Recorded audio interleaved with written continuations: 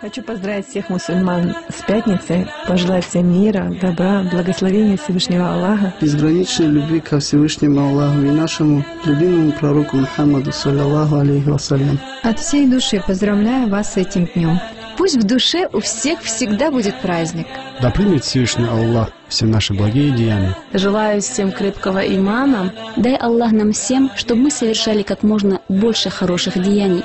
Чтобы защитил Аллах Та'ала нас от всего плохого, от всех бед, несчастья.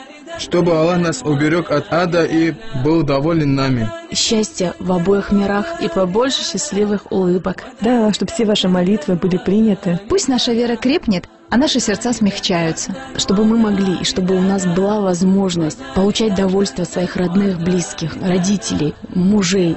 И дай Аллах баракатам этой прекрасной пятницы, чтобы мы стали искренними и богобоязненными мусульманами и приносить как можно больше радости в этот день. Желаю всем братьям и сестрам, чтобы этот день, День пятницы, наступал в нашей жизни снова и снова, до тех пор, пока мы уйдем с этого мира такими, которыми доволен Всевышний Аллах. Аминь.